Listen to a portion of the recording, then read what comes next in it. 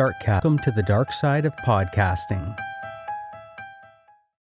Welcome to Creepy Tapas, where we do the opposite of deep dives and bring you tiny tastes of terror connected by a common ingredient. True stories to haunt and chill you and the pop culture they inspired. Or at least the movies and books that remind us of them. Join us as we descend into darkness, beginning with the lighter side of our weekly topic, and wrapping with a full dark, no stars account of terror, madness, murder, and more. It's Creepy Tapas, y'all.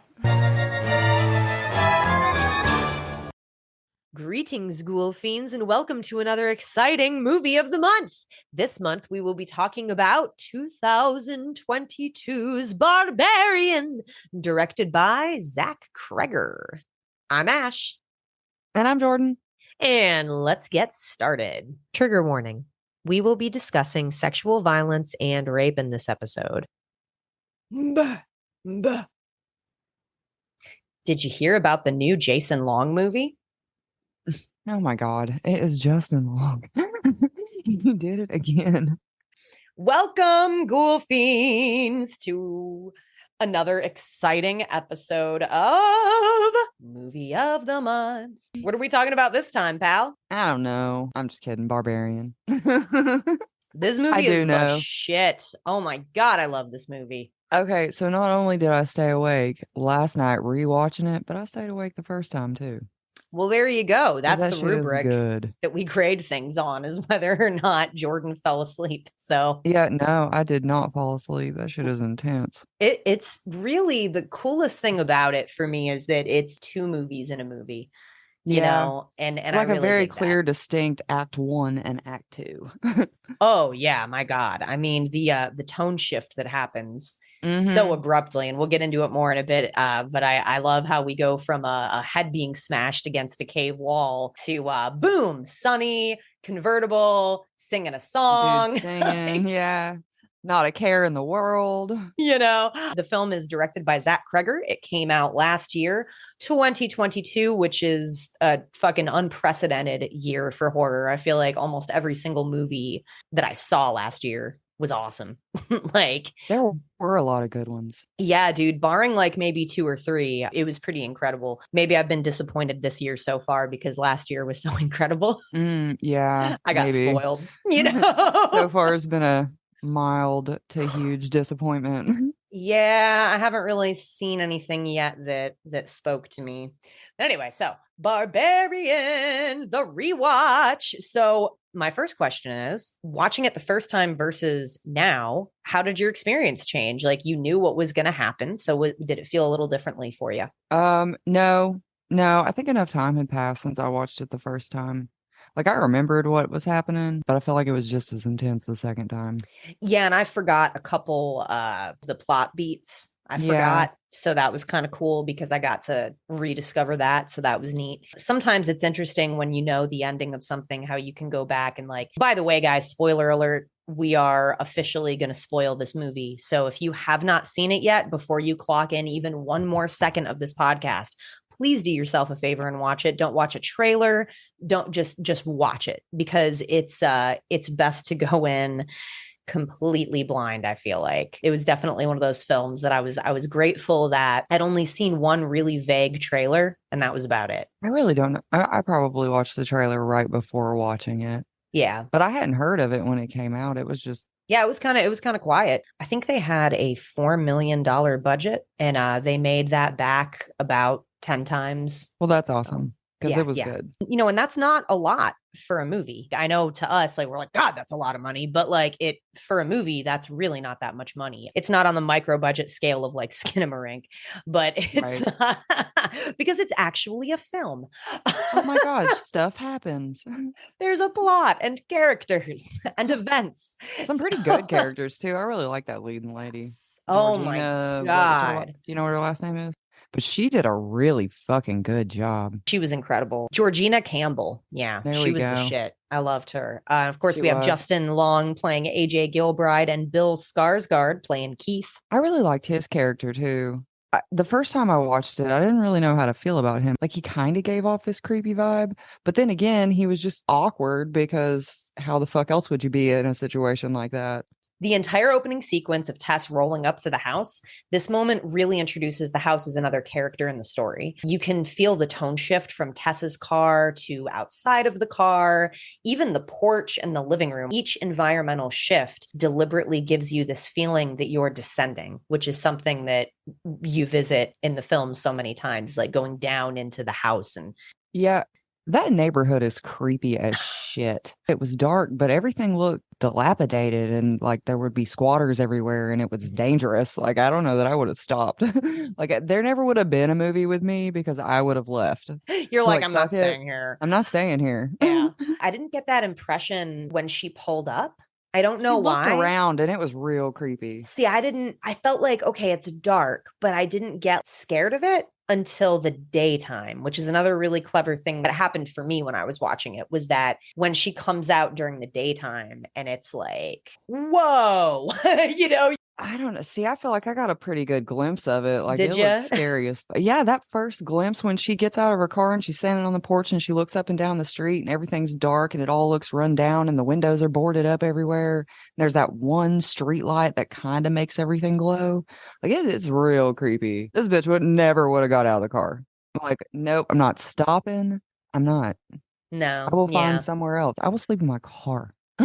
Not on this road, but Yeah, somewhere not else. here. Like, I'll roll up to a Walmart or whatever and I'll fucking sit there with the truckers, take my chances Yeah, in the parking lot. Probably had a better you know? chance there. I really love that though. They do a great job of building the atmosphere. It feels like you're physically getting like the air sucked out of the room when she goes back in the car. There was eerie noises outside, and when she gets back in the car, it all just kind of gets quiet. And it's like muffled through that glass. Oh, Yeah. God, so good. You can see like the rain on the window. I loved it. Yeah. And the reason I'm really getting into this intro is because I feel like this introduction, you're not just meeting Tess, you're meeting the house, and the house itself, the presence of suburban decay in Detroit, like all of these things. It's like another character in the movie. I really loved how they set that up. So your focus is 100% on the house. It's this dark, shitty neighborhood, and there's a porch light only on at 476 Barbary Street. It becomes clear that Tess booked something like an Airbnb. And an interesting fact about Airbnb is that the letters in Airbnb are the only letters used in the word barbarian. Oh, yeah. Yeah. So when she opens the lockbox to go inside the house, the key is not there. Property management is not answering because, middle of the night. And we get this feeling of danger in this exposed darkness. We get to exhale a little when she goes back to her car, but she soon notices that a light goes on. Tess sees the light go on. She goes back to the porch and she starts ringing the doorbell like crazy. And this is where we see Pennywise. Except he's not Pennywise. Except he's not Pennywise. Yeah. But I love the typecasting. He's so known for being this huge evil presence. Right. You immediately feel like he's going to do something. Yeah. Like you just don't trust him, No. I mean, the first go around I didn't. The second time, like once I knew what was going on, I judged his reaction and a little bit differently. Mm-hmm. It was like it was an awkward situation he was put in, and he was probably just nervous and rambling because he didn't know what the fuck else to do. I think that they both had a healthy amount of suspicion towards the other. Right. Caution. I felt like it was really authentic the way that, he was tired. It was late. She was tired. She's been driving this whole time. Like she's wet. It's raining. They're both really fucking confused. And I thought that they played it so well. There was an opportunity for that dialogue to not be as authentic and make it just feel like completely different. They did a great job, like representing that anxiety and that like weirdness. That they both rented the same house on different sites. She rented hers on Airbnb and he rented his on like something called HomeAway, but they had the same number for the property manager. Yes. And they had all the same directions and key code. And it was obviously a double booking and nobody was there to help them troubleshoot it. And it's one of those, like, I don't know. It's kind of funny. If it wasn't a horror movie, right? Like with different music and lighting, this could have been a meet cute. Yeah. Like a romantic comedy. Yeah. Like, oops, we both booked the same rental. But I think the fun and interesting thing that he does about it is that, because it is a horror movie, he kind of leaves it open where there's part of you that kind of wants Tess to just leave. Like when he's all, come on inside, at least it's dry. There's a lock on the door. Keith is almost too helpful to me. Yeah, that's what made it so suspicious. Is that like, why are you encouraging this total stranger to come in and then stay? All because he wants to be a gentleman. And then, oh my God. And then he says things too. He's really trying hard to disarm her, right? He doesn't want her to feel uncomfortable. You can tell he's trying really hard to be like empathetic. She's a woman alone at night. I'm a man alone at night. We don't know each other. He's trying really hard to make her comfortable, but it's almost like he's trying too hard, almost like he's trying to lull her into this false sense of security. Yeah. I was constantly, the first time I watched it, waiting for the moment that Keith would reveal himself to be the evil in the movie. Yeah, but it doesn't take long to figure out that he ain't. I was not expecting what happened to poor Keith. No, me either. That was a cool fucking scene, though. It was wild. It was wild. He's like, oh, you got to sleep on the sofa. And then he says this thing that always strikes me as weird. It's not even up for discussion. And I know that they do it intentionally because he puts it in the script twice. Oh, that he was going to sleep on the sofa? Yeah, he says, I'm going to sleep on the sofa. Like a normal person. You're gonna go in the bedroom. And she's like, oh no. And he's like, it's not even up for discussion. It's not how, that's not how I was raised. I'm like, God, Keith, that's a little strong. Like, that's a little heavy handed. What if she's genuinely, I enjoy the sofa? Like, bitch, I want to sleep on the couch. I need the television. TV's out here. Have you seen this cute little fireplace? I'm putting that on. You can have the dusty ass bedroom. Yeah. I mean, and the whole thing, like, she washed the sheets before she would take the room. Like, that's an extra 2 hours of being awake to wash sheets, which I get. I get it. Like, I wouldn't want to sleep on somebody else's funky ass sheets. No, a either. stranger? Like, No. Yeah. I mean, I get it. But at the same time, like, I mean, if you're going to sleep on the couch, you're sleeping on top of butts. So how many butts have been there before you lay down? Farting. You're basically sleeping on the ghosts of stranger farts. They're just living in the fibers, It's bad. Crop dusting you every time you lay down. Every single poofing right up in your face. Get your pink eye. Yeah, I was just about to say them poop particles. I mean, so it's a toss up either way. It really, you can deal with Keith's skin flakes and Dermadex mites, or you can deal with the ghost farts. Stranger farts. Poofing up. They're not ghosts. They're just strangers. They are the ghosts. They're the spirits of the farts. Like they're still like there. They're residual energy. Residual fart. Got you. Paranormal toots. We got them. Just some butt crust. So Keith is putting a weird taste in everybody's mouth. If you're a woman watching this, I've heard two different experiences. A lot of women who watch it feel like us, where they're like, Keith is coming on a little strongly. I kind of feel like she should leave. And then sometimes I've heard, men will review this movie or talk about it, and they're like, man, Keith is really giving it a good try because he's trying to work against the stereotype. And he's very much a representative of like not all men. You know what I mean? Like the movie explores themes of like the Me Too movement later. And I feel like Keith is the exact opposite of AJ. He's trying so hard to be respectful because he realizes how it looks. Well, and how awkward it is for her. Yeah, like this has got to be strange for you. I also love the juxtaposition of Tess's height and the 6'4" mass that is Keith. Like he's huge, his hands. Did you see his hands near her hands or near her body or her head? Much attention, no. Dude, they are like, he could crush her head. He got big old hands. Keith is washing the sheets and he's able to kind of make nice with Tats. They start, he's like, hey, I got a bottle of wine. Like, you can watch me pour it. No, you want tea? No, let's just talk. And eventually this gets to them both drinking wine. And Tess reveals that she is in town for an interview with a filmmaker. Keith has actually seen the film. She tries to call his bullshit, but it turns out he actually has seen it. Yeah. He's part of an art collective, a famous art collective that Tess has actually heard of as well. And they are looking for a new place to call home. So he's kind of scouting out new houses. So they're connecting. At one point, Tess takes like a photo of his driver's license. I thought she was going to Google him later. But then it turns out that she's had this kind of change of heart and she's actually pining for him. And you're like, oh, okay. So he's definitely the bad guy. Right. Now that she's interested in him, he's definitely. I was thinking to myself, I was like, that's it. Like, he's definitely. Well, you're done for. Yeah. Dumbass. This is all going south, you know? They're having this conversation at the table, and Tess says that men don't have the same worries and that women are always the ones left with their hearts ripped out. And Keith reveals a little about his own personal experience and says, girls can rip too. Trust me, which I think is kind of a foreshadowing. Oh, well. Yeah. Yeah, a little bit. Because we meet a woman who can rip. Ain't that the truth? So we cut to this amazing scene where Keith legit taught me the best way to put on a duvet cover. If you've never done it before, I recommend it. It is fun, it is hilarious, and it works. You know, where he's like flips it and he's like, Yeah. like, yeah, Well, no, it's the shit. That's how I put it on now. You know, that was how I always did it. Really? I could never figure it out, but now I know. was just glad that somebody else looked like an idiot doing it too. I was like, oh my God. It was like vindication for me. Well, it is the most efficient way to do it. I have no doubt now. It really is. I mean, you look a little dumb, but it is what it is. It gets the job done and it don't take long and it's right. If Keith left a mark on society during the short time he was alive, it was how to put a duvet cover on right. You know, you can have fun doing it and it's correct. So there you go. His mama was a smart woman and she taught him right. Mm-hmm. So they went to bed.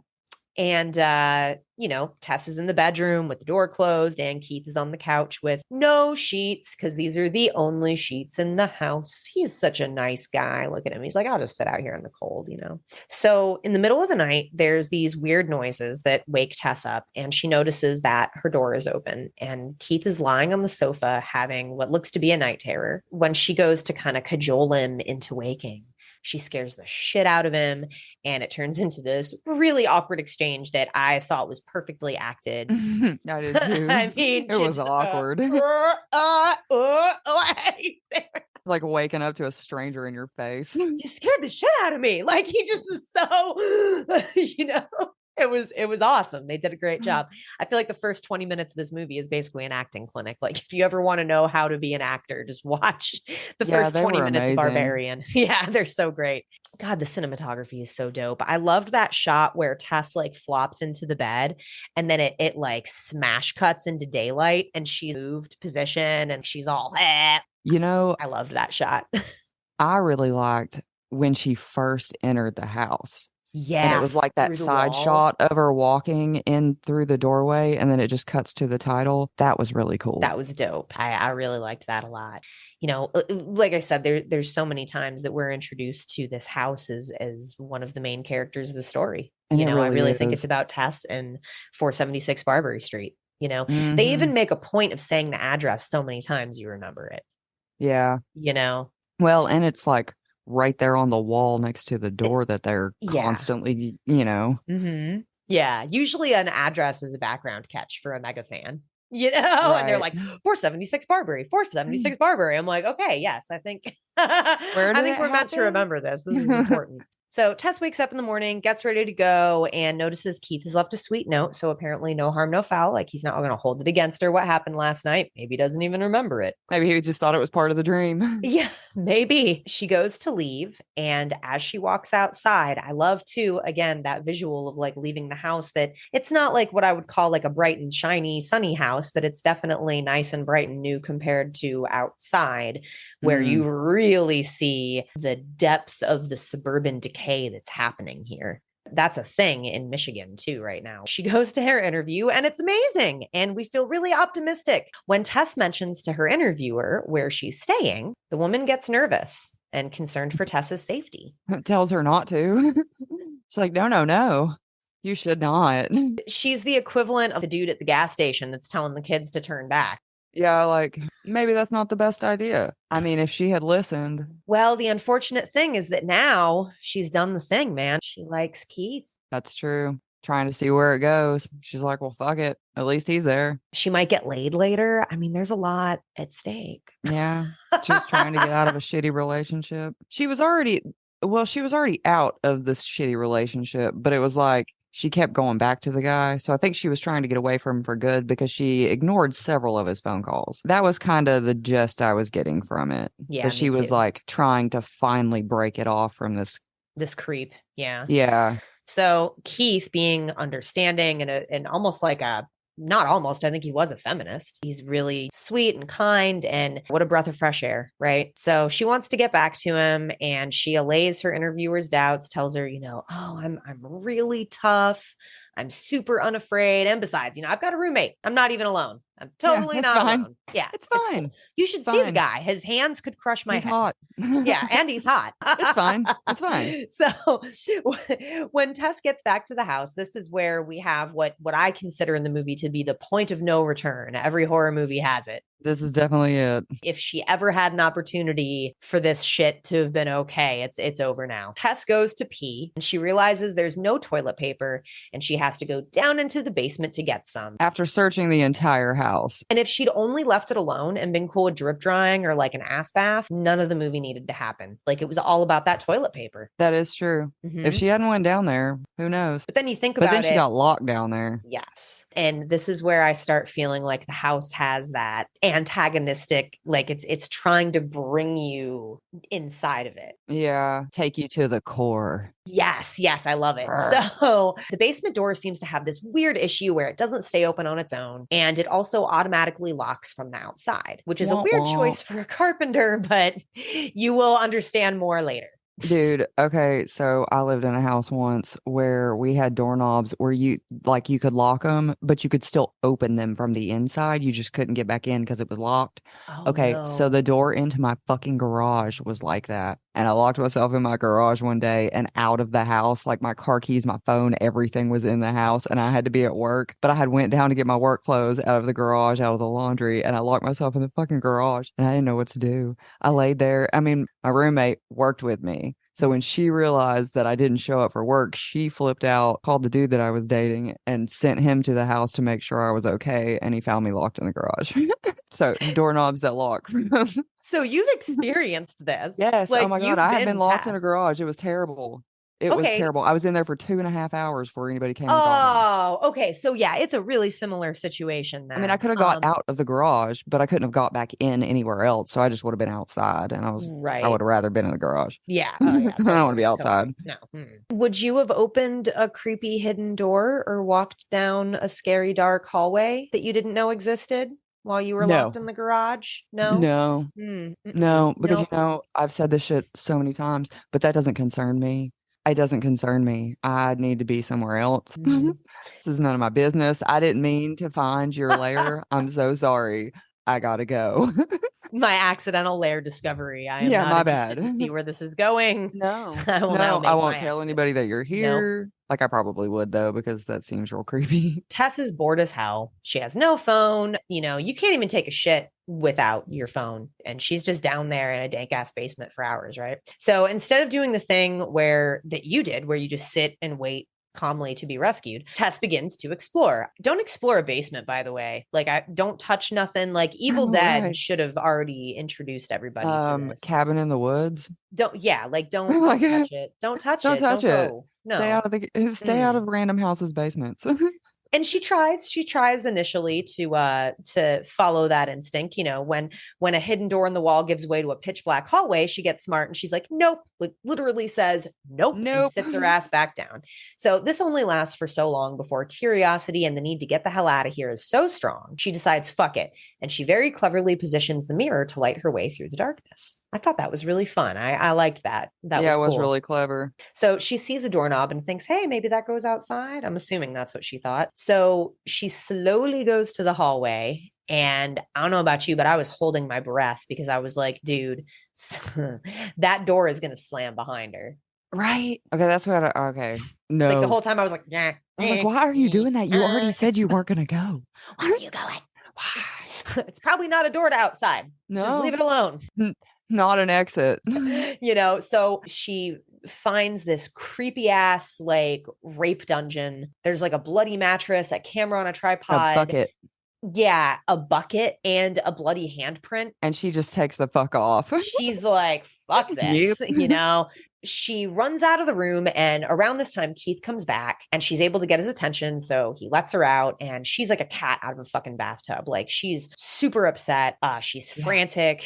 She's Like, like, we gotta go. We fuck can't be no. here. This is I don't care where we're staying, but we ain't staying here. She even specifically says, like Keith says, we're safe. And I really like how they wrote that, where she takes a second and you can see that she's calm. And she says, I don't think I am. She really means it. Like, it's her intuition screaming at her. And I really like how a woman's intuition, very much like the house, is another character in the movie, where all the women in the movie, the interviewer, right? Yeah. Has intuition. She's like, get the fuck out of there. Yeah. So I think it's really interesting how so much of the movie is about, and that was part of the inspiration. I guess like the director was inspired. He wanted to tell a story about a woman who sees all the red flags and ignores her intuition because she's been gaslit by society into thinking that women are just hysterical and should ignore those things. That concept is what inspired him to write Barbarian. And you can really see those roots when you know that and you watch the film, because so much of the movie is about Tess trying to tell someone what's going on, and none of the men are listening. That interaction with her and the cops. Oh my God. I know yeah, this is like later in the movie, but God, it pissed me off so fucking bad. Me too. They just treated her like a drug addict. And you look at her and you think about it. Oh my God. Like, I can totally see that happening. Yeah, I could totally see them doing that. And she's like blatantly telling them, like, I have been held prisoner and I escaped. I don't have anything. They go back to the house with her and refuse to break it. Like, all she had to do is be like, my fucking stuff is in there. Like, my ID and shit is in there if you want to fucking see it. And they're like, the only crime here is you busting a window. They were dickheads. And she throws a brick through the window. She does later. Yeah, okay. So anyways, yeah, I've jumped I was forward. Gonna say, wait, so many plot points that are... I got excited about something. So she's freaking out to Keith when he gets there. Yeah, she says she doesn't feel safe and there's something fucked up happening in the cellar. So what does Keith do? Has to go check it out. He's the not all men, right? So Tess can trust him as far as not attacking her or intentionally hurting her. But he still has that thing where he demigrates her experiences, downplaying what she saw, even though he wasn't there and he didn't see it. And ultimately, he gaslights her. Yeah, I feel like just based on her fucking reaction, I would have taken it seriously. I'm like, all right, let's fucking go. Like, I don't need to be here. She's obviously very upset. Like, she saw some shit and I don't need to see it. Like, yes. I take your word for it. Let's go. We trust each other. When someone says no, that's bad. We're like, okay, you're probably right. Yeah, like dark hallways and shit. Like, I don't trust that. Like we constantly walk around with a baseline of worry, and I think that movie explores this a lot because Tess's experience of this hallway, Tess's experience of this house is so much different. And the men's like experience with it, how they're just like, yeah, let's fucking go. Yeah, they want to go in and conquer it. They need, So Keith is gaslighting her, even though he's a really nice guy and probably would never intend to do that. That's exactly what he's doing. He's a big man. He's not going to get ran off by a bed and a bucket. His words, he reduces it all like a bed and a bucket. Like, oh no, it's going to get me. Yeah. Well, fuck Keith. Maybe Tess knew what she was talking about. She definitely did. It's cute to me too, because the one thing that he does have evidence for, the door closing on its own, he asked Tess to watch over the door just in case. Like he still needs her just in case, Yeah. Just make sure I don't get locked in here. Yeah. So he goes against all advice. He goes deeper into the hallway, all the while Tess is shrieking at him, get out, come back, get out, come back. But he doesn't answer her. I think your theory is right about how Mother was just beyond that first door and had grabbed him because, she'd obviously scouted him out the night before. Well, he had like responded to her when she yelled the first time, and then all of a sudden he was gone. All of a sudden it was quiet. Yeah. So I think you're right. I hadn't thought about that, but I think that I think she dragged him away because then he was like, no, that thing was up there because he had been drugged from up there. He was in shock. So I think he was fucking disoriented anyway. Tess does the maternal thing and she goes to check on him and she starts navigating this birth canal of a stairwell. I mean, it really resembles a birth canal. Like it looks like an organ. Like it's so crudely and naturally carved. Oh God, it's so creepy. It's so creepy. So creepy. Oh my gosh. She's navigating this really dark stairwell and she can hear Keith screaming for help deep in the belly of it. Like you can't even see the fucking ending of this place, right? She walks by these really gross, like bloody cages. Yeah, that whole scene down there was fucked up. That's enough. I don't need, you know what I mean? We don't need to go any farther. Keith just Let me know when you're done. Come on back. Sorry, Keith. I'm out. This is too much. I'll call the cops. None of this concerns me. This fucking It's not for me. I don't like cages. I don't like being underground. whatever's happened to him in here is breaking him anyway. He'll be fine. He's done. We're done. If he's strong, he'll get out. I mean, honestly, though, if he's stronger than she is, what the fuck's she gonna do? I mean, that's the Like, thing. sorry, dude. You had to come look. You got this. I gotta go. But she's got it. He's screaming for help. She can't just walk away. I know. I wouldn't be able to walk away either. She's like, fuck, I need to help. So she keeps going forward, right? She's only got this little bit of light. And I love this moment because it's super tense and scary. And then he fucking just like pops up and it's really creepy because he's not tall anymore. He's like crawling. Yeah. So I loved that. I loved that. It was so jarring. And he's freaking out, but ironically, as he's freaking out in much the same manner that Tess was freaking out earlier. Yep. He again ignores her fucking knowledge that she knows the way out. Yeah, like, dude, I just came in here. Like, I'm here to save you. Like, just shut the fuck up and come with me. We will go. And he's like, no, you're going the wrong way. Well, fucking Magellan, you went the wrong way yourself. Goddamn Lewis and Clark. So, well, somebody does know their way around these caves, and we see them leap out from the darkness, grab Keith's head, and no cutaway, smash it, like explodes it against the wall. Oh my God, it was brutal. Oh, that was graphic as fuck. It was. Wow. I think that modern horror, like somebody must have got the secret out that eye stuff and head smashing stuff really fucks with people because I've seen it in so many movies recently, like over the course of the last like 5 years. Just crush it. Just crush it. Step on it. Yeah, pop it like a little pimple. So it's really gross. And it's a horrifying scene. The monster lady like stands up after she crushes Keith and is like, screaming at Tess. And then we cut to away. Part 2. Jason Long. I believe at this moment in time, I know who the monster is in the movie. I was like, okay, like there's subterranean creatures. Naked lady beast. Well, that's the whole thing of the movie is that we go much like a woman does in life, shifting on who the villain is in the story. First, we thought it was Keith. Right? Yeah. Well, it can't be Keith. Yeah, his head got smashed. Well, now we think the villain is this monster that smashed his head, right? Mm-hmm. And then we meet another villain who's a rapist. And then we meet another villain who's the one who created the monster, right? And then we meet another villain, the people who are supposed to be helping her, the police. There's so many. And not a single one of them has a vagina. For real. Mother isn't trying to hurt them. No, she only freaks out because they freak out. She's responding to a stimuli that she doesn't understand because she's grown up in a fucking underground cave system with a lunatic that probably rapes her all the time. Yeah. So she just wanted a baby. That was it. So I think it's a really interesting commentary that like we'll become afraid of each other just because of like the monsters that can come out of that pain, that can come out of that trauma and that abuse. Yeah, and she was terrifying looking. And she was terrifying. Well, yeah, she was fucking terrifying. I mean, yeah, I love that it was practical. I love that the director, he'd had like a silent conversation with himself. He didn't want to use any effects that weren't available in I think it was 1982. They did The Thing, John Carpenter's The Thing. And he was like, I don't want to use anything that he didn't have because he thought that movie was like a pinnacle of, and it's a great movie. Like it holds up to this day. I watched The Thing and I know what's going to happen. It still gives me the heebie-creebies. So you can definitely see the rubber monster love and the practical effects love. And when I first saw this movie and I couldn't pause it and I couldn't think about things, it didn't catch me as being such a masterpiece at commentary with the way that women deal with society. The real horror I feel in this movie is not the monsters. I think that's what makes horror, right? It's never the monsters. It's what the monsters imply. Yeah.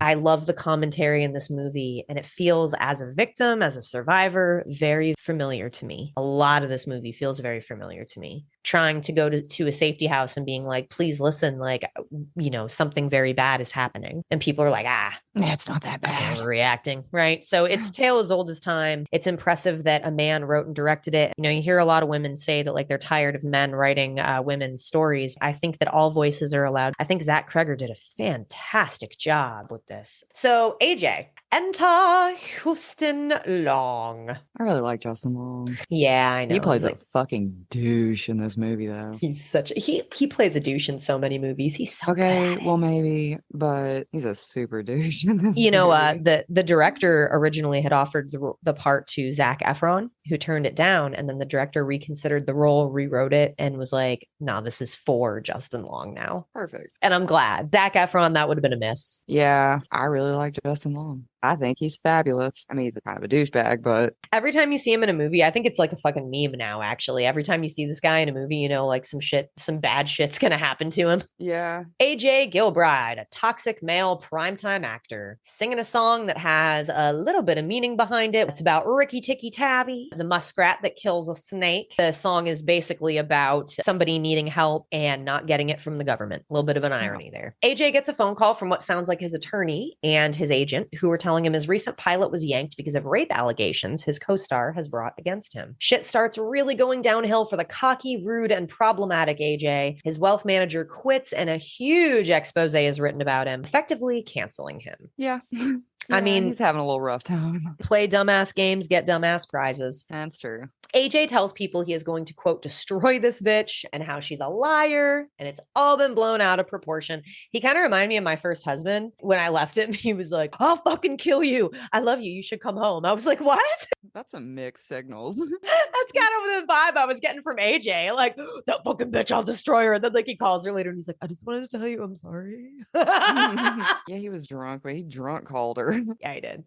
Oh, and because, again, it's a theme in the film, so I'm going to mention it every time I see it. Here is a man denying the personal experiences of a woman, insisting that he did absolutely nothing wrong. Rapists, abusers, they never think they are. Evil never recognizes itself because it always thinks from its own limited perspective. So AJ knows that he's going to have to liquidate his assets because he is about to be a broke ass clown. He goes to Michigan to sell some of his properties. Can you guess the address? 476 Barbary. Tell her what she won.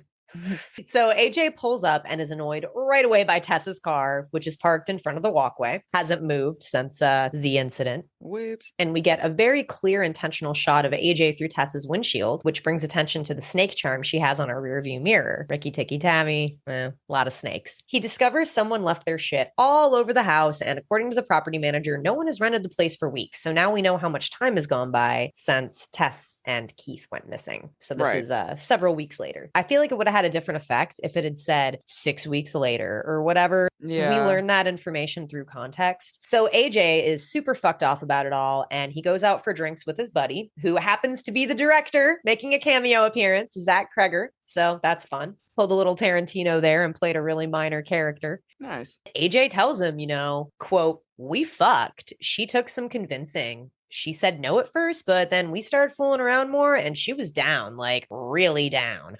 I'm a persistent dude and, she came around. So he didn't rape her. He didn't rape her. He just she said no and he just kept touching her. And eventually your mouth says no, but your body said yes is what it sounded like to me. Is kind of what happened there. Such a tricky situation. So tricky when somebody says no, how to interpret. Yeah.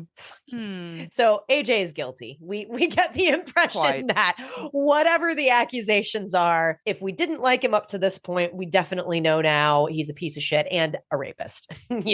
We also see AJ relate the experience to his mother on the phone, where he denies everything and she's super molly coddly and oh, I'm sure you didn't do those things, honey. And AJ reassures her. He's people have different versions of the same thing. And, once again, if you missed it, leaning into the theme that women's experiences not being believed or listened to, or, the landscape of the truth being reshaped through a male's voice. In case AJ's mom's voice sounded familiar, by the way, she's Alex's mom on Bob's Burgers. Nice. Yeah. She's a couple other reoccurring characters too. Well, real quick comment while we're right here in the movie. Yeah. Okay, so he gets drunk at the bar, and when he wakes up the next morning, he is throwing up, and he sticks his whole fucking face in the toilet. Who does that? Like, you told me to take notes, and that was the one fucking note that I took. Who the fuck sticks their whole face in the toilet when they're throwing up? Ew. The entire face profile was inside of the toilet, like up to his ears. Like the back of his head was sticking out of the toilet. He was like, oh my God. it was so much. Like, I mean, any normal toilet, his face would have been in the water. Like, what were you doing? It really bothered me. I don't know if you can tell. I agree. That's really awkward. And the seat was down. Like, the seat was down and his whole face was like inside of the, lift the toilet seat and then hover and put a fucking towel around the toilet. You don't know where that shit's been. Whole face in the toilet, though. It was ridiculous. Yeah, no, he did. He went all the way up to like his ears. Yeah, like he was washing his face in the toilet. Oh man. AJ is trying to list the house and he goes into the basement to scare off the intruders that he's positive are squatting there. He finds the hallway door, but it is closed. So the only reason he finds it is because of that mirror rig that Tess set up. That's the only reason he finds it. And he's down, I think he's down there measuring square footage, isn't he? Well, he goes back. He went down there. Originally, that's not what he was trying doing. To scare away the squatters. Gotcha. He goes down and he's fucking being, I have a gun. And he really just has like a little tiny like steak knife. Did you notice like when he first gets to the house that night and the basement door thing is open? Yeah, well, the light's on and he takes the chair out and kicks the door shut. But then when he goes down there the next day, the light's off. Oh, I didn't notice that. And it doesn't work. Again, I feel like it's the house. So AJ is, like we said earlier, he's there for the purpose of liquidating his assets. So he's trying to list this house and he goes into the basement to scare off the intruders that he is positive are squatting. And he finds the hallway door, but it's closed. So instead of being afraid of the dark or the unknown or even the creepy ass rape room, he's thrilled. He sees that room and he's like, oh my God, I need to Google if I can list underground rooms as part of the square footage. Yeah. And then he gets all excited because he finds out he kind of can. So he just goes down there and starts measuring shit. I love his optimism too, from the standpoint of someone who's so used to things working out for him. He reads the first line and he says it like, oh, underground rooms. Like, that's me. Here it is. The good news. And then it's like, don't count. Yeah. And you just like the wind taken out of his sails for a sec. But it can be counted as square footage.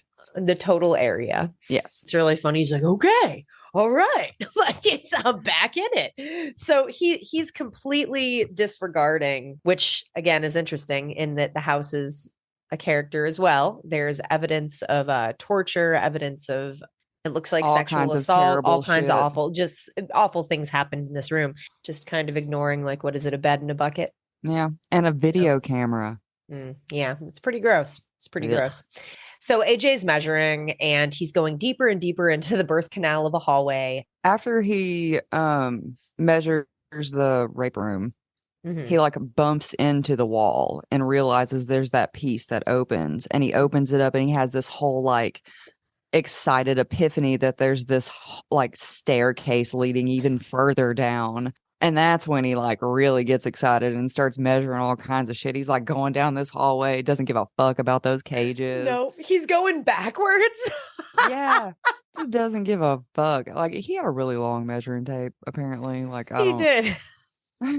He must have been a real good one. It was absurdly long. So eventually, as he's fucking walking backwards down the terror hallways, he discovers a room that we haven't seen yet.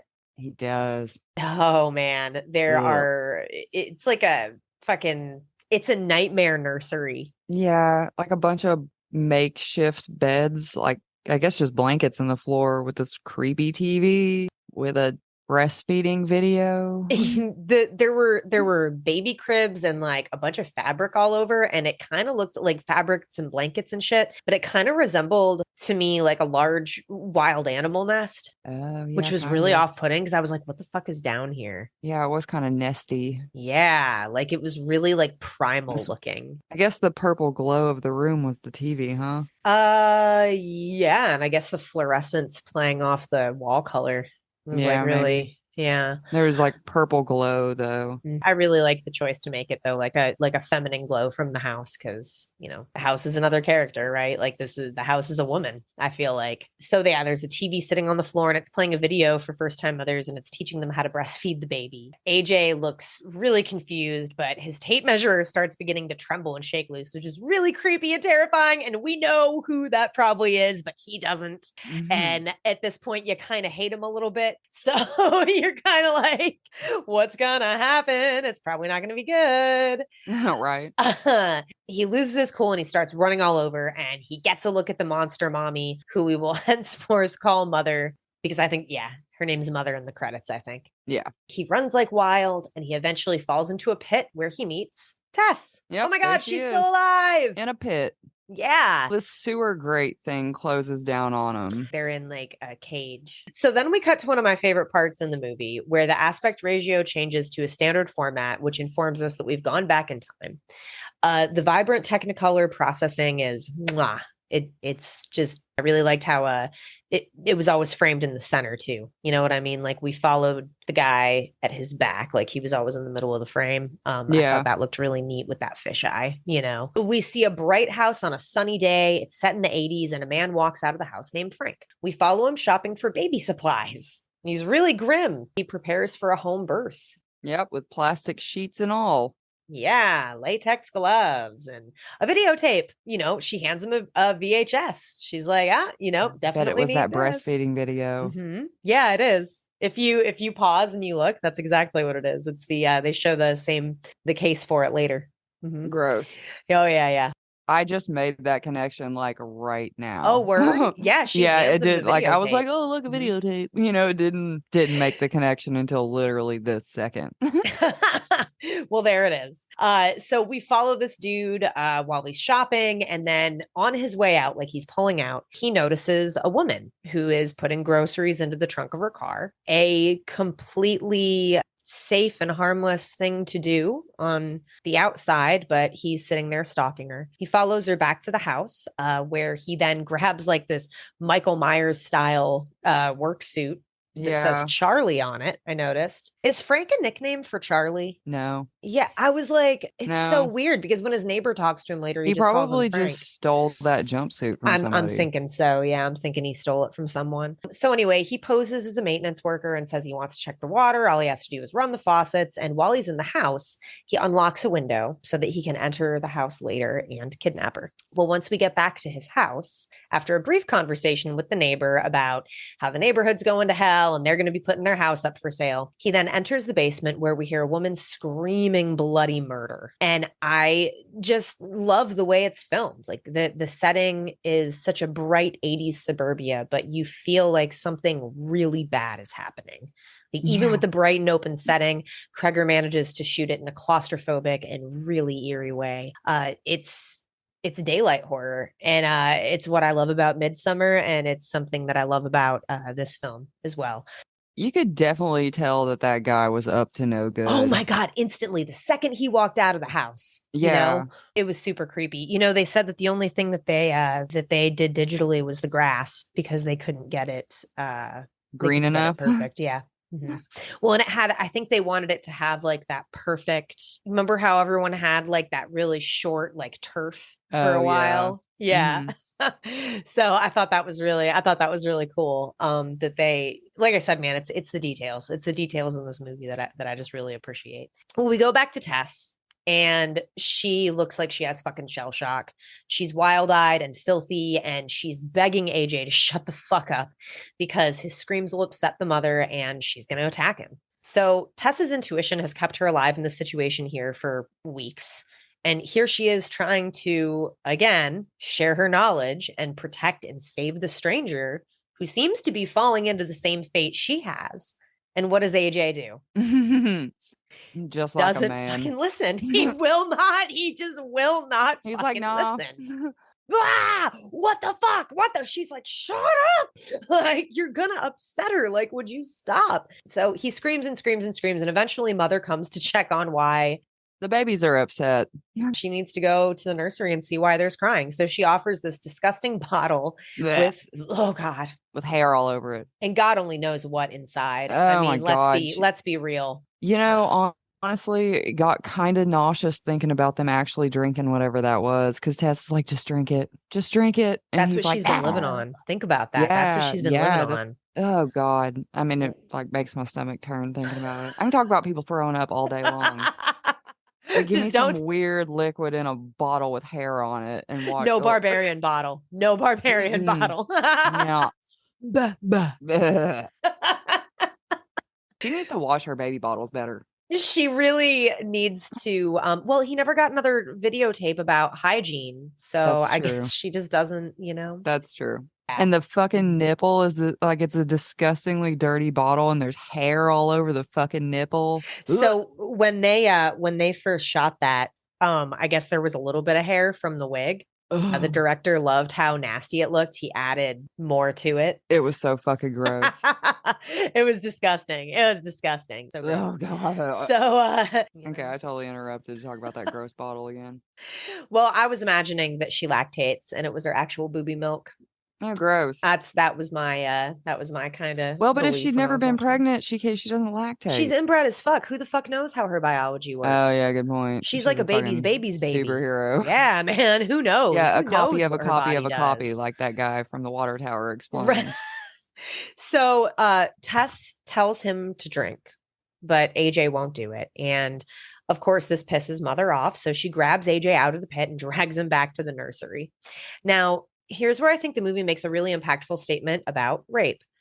Men can be assaulted. We all know that. Yeah. Yep. Something about the visual of Mother forcing AJ's lips apart as he's begging her to stop. And she persists, because, he sucked. He took some convincing. He said no at first, but then, they started fooling around more and he was down, like really down. He came around.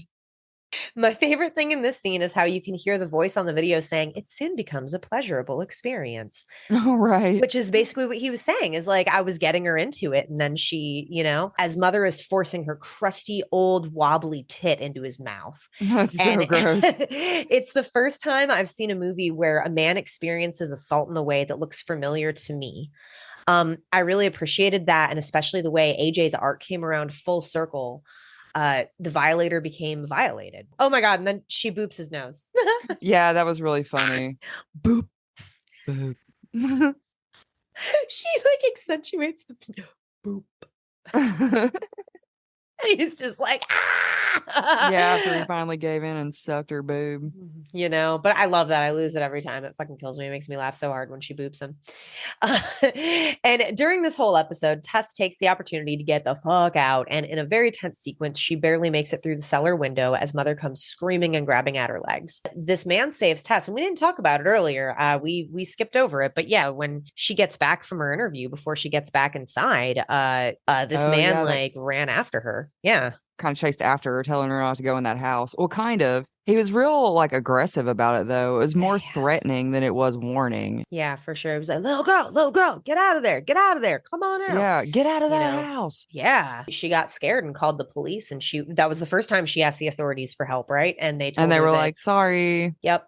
All units are busy. Nobody's available. It's fine. It's funny too how that judgment happens. She walked inside and spent the night with a man who she didn't know less than 24 hours ago in the middle of the night, right? Yep. And then in broad daylight, somebody comes like screaming at her, and it's actually a warning. Right. And she's afraid of it. So again, the movie just loves to turn our judgments on their head. And I think it's awesome. Such a cool fucking journey. So he saves her and he explains to her that the house is not safe.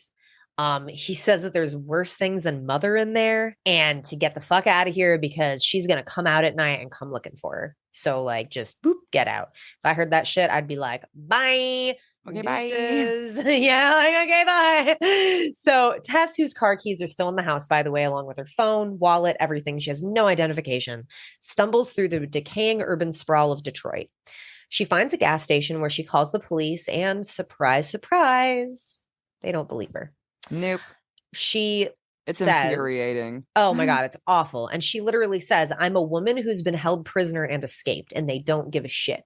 They treat her like a lunatic and they send her on her way. They don't care. And she knows then in that moment that if anyone's going to save AJ, who she's still, she's a good person. She believes he, even though he is a piece of shit, is worth saving. She doesn't really know that yet. She realizes that she's going to have to do it herself, right? AJ, meanwhile, I think he escapes from her after breastfeeding, right? Like he's able to cut loose. At one point he does get away and he starts running through the halls. Yeah. And that's when something really unsettling happens. Well, he gets to the end of this hallway and he's like backed up against a door. And because he finds a bell on the wall and he follows the cord all the way to the door and he's like backed up against the door and he sees her come into the light a little, but then as she gets closer to the door, she like starts slowly backing away like she's scared of what's behind the door. Yeah. Which, would you go in there? No. I would be afraid of whatever that's afraid of. Yeah, same. I would be like, I don't know, man. I'm going to maybe hang out here for a minute and then I need to worry about getting out of here. Yeah. Yeah. I'm just going to wait till she goes and then I'm going to go too. Instead of all of that, AJ opens the door. Man. Yeah. AJ opens the door and finds out what I think is the actual evil in the film, Frank, who looks really unassuming. He's an old, frail man confined to a bed in an underground apartment, and he's barely able to get out of bed. I mean, we're assuming Mother goes out at night to get shit for him, I guess. I don't know. Who knows? It's really like, who knows his life? Like, Frank is a fucking mess. This Yeah. fucking mess. So like wallowing in his own filth. Yeah, it's disgusting. So anyway, AJ's thinking he's also being held prisoner, or he's in distress somehow because, I don't know. I guess you're choosing between scary old monster or white guy. Like he's like, this is familiar. You're at least human looking. So he's exploring the man's space and sees a bunch of videotapes that I think are very significant. So I have listed them. Yes. And there's a reason I think it's significant. I'll tell you why. So he has blonde, skinny, 3, brunette, crazy, Ruby, pregnant, Brenda, very old, Asian biter, blonde, heavy, face scar, doctor, red, 1 breast, very fat, Gabby, Elizabeth J, liquor clerk, smiley, old, Jane, screamer, hitchhiker, Stephanie, Sarah M, cab driver, won't stop crying, Ruth L, Chelsea, bad nosebleeder, redhead, homeless, no teeth, Kelly, Hannah H, Lacey, Irish accent, Melissa, blonde skinny 2, black maid, suicide, puker, blind, Tanya, gas station, and redhead. And the reason that I thought that was important, similar to the moment that he targets the woman that's putting her groceries in the car, it brings home the point to me that acts of sexual violence are not about sexual desire and purely about control. The demographics are all over the place here. We have different ages, races, body types. I think the thought he randomly targeted a woman coming out of a grocery store really punctuated the whole idea that women are never really truly safe anywhere. Something that Tess was trying to explain to Keith earlier in the movie. So I feel like the house itself is also a victim of force. People force their way into and out of it. It sits cosmetically beautiful in a dilapidated neighborhood surrounded by darkness, in a place notoriously bad. It's not the house's fault. It simply exists in that space. Its flesh has been mortified. It's been like burrowed into and inhabited in areas that aren't meant for that. In a place where like good, wholesome feelings are supposed to be harvested, you think of a house being a home. This motherfucker's got like, a dungeon. Yeah. Women trapped in his dungeon. It's terrible. So I feel like the house is getting violated by his presence. Now, when Tess ignores the advice of the man telling her to stay the fuck up out of that crazy ass house, she goes back because it's a movie. We got to bring Tess back. Got to go back. Right? Yeah, she's got to go back. So she smashes a window, again, forcing entry into the house, climbs back in, grabs her keys. Mother tries to pursue her. She slams into her with her car, which in hindsight, And I get it. She wanted to go back for AJ, but I don't know, man. As a viewer watching the movie, I was like, nah, man, just get the fuck out of there. Like, Right. just go. So Mother does a great job of playing dead. Again, the feminine instinct at play there. She knows that if she pretends to be dead, that Tess will be disarmed. I think that was just like an instinct that even Mother had, she is a creature that's had to survive. I thought maybe I'm reaching here. That sort of reminded me of the response sometimes to rape and assault, where you play dead so that the person goes away. Maybe that was a thing that Mother had learned from being assaulted by Frank. Yeah. She was obviously terrified of him. So we left out when AJ was in Frank's room, he was trying to get him to give him stuff, and so he gave him that water, and he was pointing at the table, so he just moved the whole table over. He got his gun and shot himself in the head, and that's how AJ gets the gun. That's true. Yes. I forgot to jot that down. Isn't it interesting how I glossed over Frank's suicide because I was so mortified at the things that he does to everybody else? I didn't even mention it. But yeah, this motherfucker shoots himself right in the head. Yeah, blows his brains out in the bed, and then AJ gets the gun, and he's wandering around the hallway. And Tess goes down to save him. She's wandering around in the dark hallway. Yes. And gets gut shot. That's what happens. I forgot about that shit. But she says hello. Like, yeah, she's talking. Like and she sees his light. Yeah, he's such a fucking just yeah. God, I hate him. Nothing about this motherfucker. He just fails her like and over and over. Yeah, continues to fail her. It's awful. He's so fucking useless. It's ridiculous.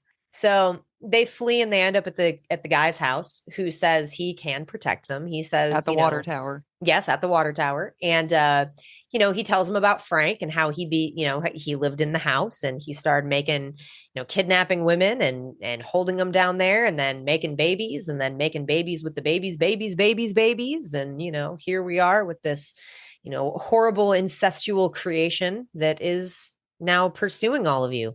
Yep. So he's telling them like, Mother, she never comes here. Like, you're never going to see her here. And I love it because I kind of knew in the back of my head it would happen, but she busted through that fucking wall like Kool-Aid Man. She was like, hey! Does, like almost immediately too. He's like just done saying she don't ever come here. And then there she is. Oh my God, it was awesome. So she does something that makes me laugh because how many times, I don't know if your mom ever said this, but I've heard my mom and other parents say it too. Like, it's not like anything you would literally do. No. Well, it's one of those hyperbolic threats that parents make to be like kind of tongue in cheek because their kid's being annoying. Like, if you don't knock it off, I'm going to rip your arm off and beat you with it. And she fucking busts through the wall and literally does that because this motherfucker's hanging out with her babies. And like, they didn't ask permission. What the fuck are they doing up in there? That's why she'd never been to that house because her kids weren't there. But now that they were. Occasion. Yeah. So he dies and these guys are like, oh my God, run away. So they eventually end up at the top of the tower and AJ keeps fucking up. Like, I think he drops the gun because he's he goes to shoot at Mother and drops the gun off the water tower. He is frustrating.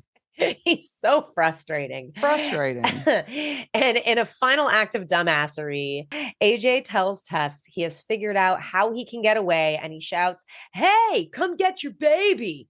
And he shoves Tess. She off of goes the water falling tower. Off the water tower. Like, what the fuck? I remember seeing that in theaters and being like, ah! Like, I can't believe he would do that. What the fuck? So Mother follows in a really cool shot. It has a really dives off of the tower. Yeah. And she kind of like rotates so that Tess lands on top of her and she lives. Holy shit. So AJ goes down and, down to their level on the ground and he notices Tess is not dead. He immediately starts to spin a new narrative. Like, yeah. I'm saving you. Oh my God. I'm saving you. Wow.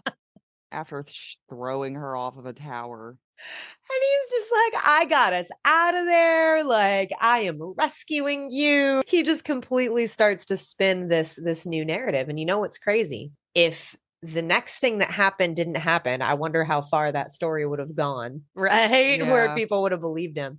So Mother springs up, grabs AJ by the eyes, and splits his head in half before going to Tess to calm her nerves and let her know they can go home now. The bad man is gone.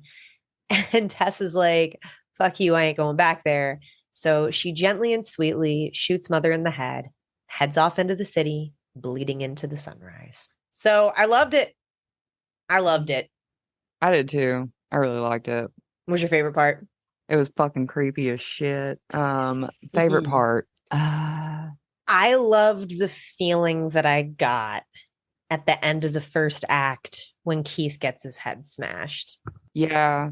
You know, I almost said that, but it was between that and like the initial feeling I got when she walked down those fucking stairs to go save him. Yeah, that was a good one too. Yeah. I had such a moment too when Keith came up and was like, help me, help me, help me. Nah, he knows like he's gonna grab her and like drag her further. Like I still didn't fully trust Keith. Like even after all of that, as a you know, and there was a second that I thought that Justin Long was even gonna kind of like walk away. Like I thought for like a millisecond at the end of the movie, I was like, oh my God, he killed them. Yeah. So that was a really interesting moment too that I enjoyed, you know? Yeah. Seemed weird that he would be the one that lived. Right. Yeah. Like you're like, what? You know, it doesn't make any sense. I thought that Zack Cregger did a great job of turning a lot of he subverted a lot of expectations. What people thought was, you know, anytime you thought that you knew what was going to happen, you were probably wrong. And I really enjoyed definitely wrong. Yeah. I really enjoyed the discovery of every single beat in the movie. I had so much fun. I had such a good time watching it. What do you think of the mother? I don't know why she has to be naked. I would feel more comfortable if that bitch would put some pants on. Please. Well, I already see your not flopping gonna. ass tits. Not I don't gonna. need your vagina flopping around in the wind too. The actor Matthew Patrick Davis that played her was flying completely blind when he signed on to play the role.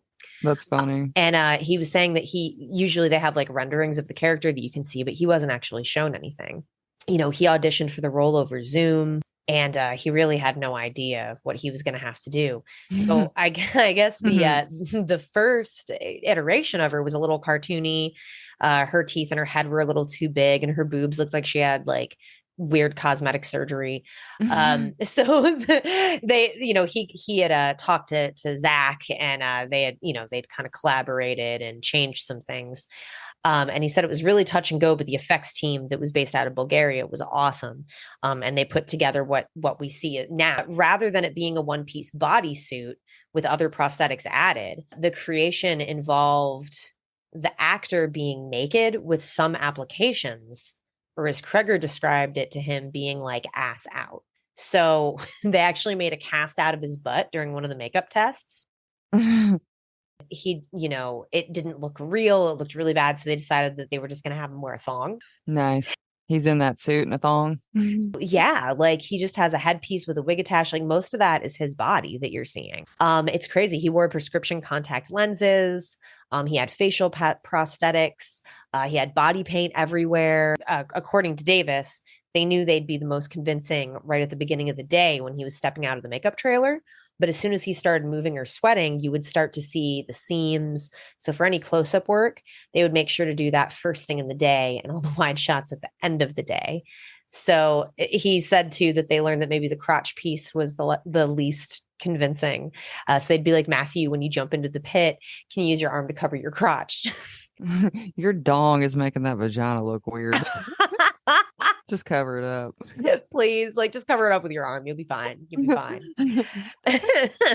Well, I'm glad that we didn't have to see like, you know, full on vagina shot as she jumped into that pit. Yeah. Even with a big old hairy merkin on, that would be for those of you that don't know, merkin is a pubic hair wig. Gross.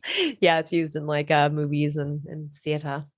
In the theater. In the theater. They use music really well in here too. Like, that song that AJ is singing. He's singing along to Donovan's Ricky Tikki Tavi, and the lyrics about how you have to, quote, kill the snakes yourself without the help of official institutions. How Ricky Tikki Tavi, the mongoose, does in the story about him, right? The Rudyard Kipling story. So later in the film, Tess will have to rescue AJ and ultimately kill the mother herself without the help of any authority, without the help of any police.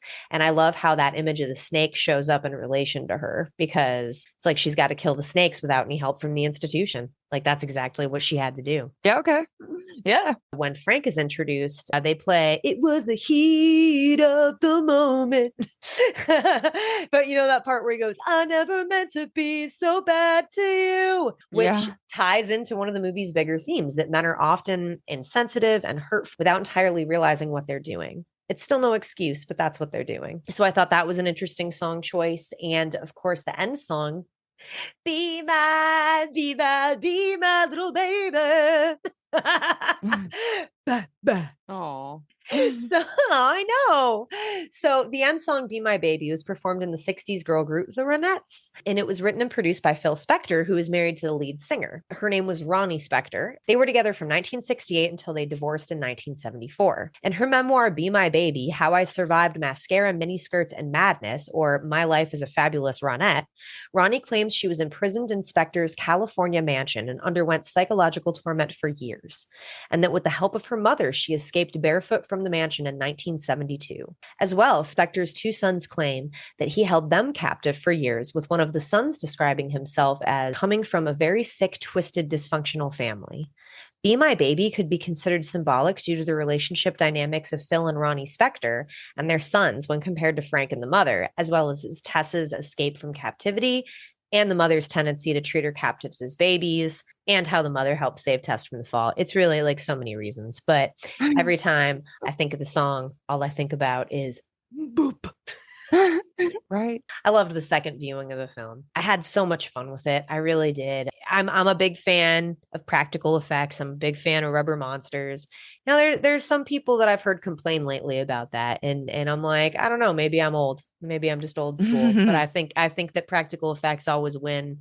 They always give me a really unsettling feeling. Like I'm home alone currently, and my partner's out of town for work, and we have like a crawl space. And I was just like, the fucking basement. I freaked out. Like, thank God I have like a bunch of bins over it. You over there freaking yourself out. Oh my God. I was like, oh, I'm gonna wake up in the night and there's gonna be like me. What was the grossest part for you? Honestly, it was between the hairy bottle or the boob in the mouth. Like, that shit was gross. Yeah, that was gnarly. That was really nasty. Maybe when she was jamming her thumbs into Justin Long's eyeballs and they like burst and like, it looked like pus was coming out of him before she ripped his head in half. Yeah, ripped his face apart, whatever. That was pretty gross too. Yeah, dude. There's a theory that some people have, and I tried watching it this time with it in mind. They're like, do you think that the rental agency is in cahoots trying to like feed people to the house, the monster, the mother? Like, do you think that they know about it? Those bitches seemed clueless as fuck. I don't think they, I don't think they did. Well, because AJ was the one that technically owned the property. They were just renting it out for him. Like, and he was hired an asshole. Them to do it. Yeah, like, he was an asshole. I think that they were dismissive because he was a dick. It wasn't because they didn't care. It was because he was instantly like, what the fuck? What the fuck? What the fuck? What? And the lady was like, I don't want to fucking help you. You sound like a dick, Sorry if there's people squatting in your house. Bye. Not my problem. You picked up your keys. Yeah, but I didn't get a read. I had to disagree with that theory that they had anything to do with any of it, that it was a larger conspiracy. I think that the house itself has a self-contained evil, kind of emanates from Frank. He's at the center of it all. Has its own pull. Yeah. And I think that it exists independently from the rest of the world. I think it thrives independently from the rest of the world. People come to it. It doesn't need help getting its victims, Yeah. And it's weird too, because they turned up not really being victims, but just like, as fucked up as their methods are, mother's way of trying to have a family. Yeah, She still has her She just wanted instincts. some babies. She still has her instincts. And they say that like you hit a certain point with inbreeding that there will be infertility. Like the females will no longer reproduce. And I kind of feel like that's where Mother was. Like there's no fucking way she ovulates. Like she's been inbred to the point of monstrosity and raised in a cave too. Like that's fucking scary. You think about the actual implications of that, and you're like, my God. Vitamin D deficiencies and... Did she grow up in those cages? Oh, yeah, I don't know, maybe. When she was a toddler and hard to contain, was she just thrown away in a cage like a monster? Like, I was thinking about a lot of things, and I know, like, I say all the time, like, I know it's just a horror movie, but I can't help but, like, be deep about everything. There's that whole story about Fritzl and, like, kidnapping his daughter and putting her in the basement and making babies with her. Yeah, she had like 6 kids down there or something. Yeah, she did. And 3 of them lived upstairs and 3 of them lived down there with her. Like it was crazy. He just kind of like alternated. Wild story. I don't think we'll ever cover it because I'd like to give those people some privacy, but it really reminded me of this story where, this guy just has this fucking horror dungeon like carved out underneath his home. A seemingly nice house. Yeah. And like a nice neighborhood, like, or, at least it was, Yeah. At the time, One more interesting Easter egg is that when AJ is going through the luggage at the Airbnb, when he finds everyone's shit and he's going through it, he opens up Keith's suitcase and there's a copy of Jane Eyre under his clothes. And like The Mother, Jane Eyre is a book which features an insane woman who's locked away. So there's another little teensy tidbit for you. The director has also said it's not related, but the film is set on 476 Barbary Street. And the year 476 was when the barbarians invaded Rome. But the director has insisted this is unintentional and purely coincidental. So, I don't know. It's in too much of a coincidence. Happy coincidence. Yeah. Or happy accident. They shot this on set in Bulgaria. So the neighborhood shots were actually filmed in the Brightmoor neighborhood of Detroit, like for real. But the rest of the film was shot in Sofia, Bulgaria. Why did you do that? What? I don't know. So the outside shots were in a Detroit neighborhood, but then the underground? The outside shots were a Detroit neighborhood, and then everything else was a set in Bulgaria. That seems like a lot of unnecessary traveling. I wonder if the studio if it was cheaper over there, and also with COVID restrictions and stuff. Because I'm thinking about like when it was filmed. Yeah, probably. So I think that's it, guys. That's Barbarian. Yep, that's it. Yeah, I think we covered it basically all. If you haven't seen the movie, now you have. Now you have. Yeah, now you have. I loved it a lot. I'm glad you did too. I think it's fucking dope. You'll love it. Well, thank you again so much for listening, guys. We do Movie of the Month once a month. Next month, we'll be announcing our Movie of the Month on our Instagram. So make sure that you are following us at Creepy Tapas. That is TAPAS, like the Spanish tapas, in case there's confusion. Her name has confused some people. It sure has. It's kind of like creepy pasta, but like tapas. Yeah, just small plates. Well, thanks for listening, y'all. And thanks, y'all. Follow us on our Instagram at Creepy Tapas. You can also find us on YouTube, TikTok. Oh my God, everywhere. Wherever you listen to your podcasts, we are there. Check us out. Thanks for listening, guys. Thanks, y'all. Bye. Bye. If you want to keep up on things, you can hit us up on all social media. All of them. At Creepy Tapas. That's right. We're just Creepy Tapas. All over the damn place. Creepy Tapas is a free podcast, and we intend to keep it that way. But if you like what you hear and want to support us, please like, rate, and review. It helps us grow so we can keep serving our tiny tastes of terror to amazing listeners like you. We would love to hear from you, so send us your personal stories to creepytapas@gmail.com. We are self-written and recorded with production by Freddy Cat Productions, music by Kevin MacLeod, and graphics by Panther Creek Graphics. Darkcast Network. Indie pods with a dark side.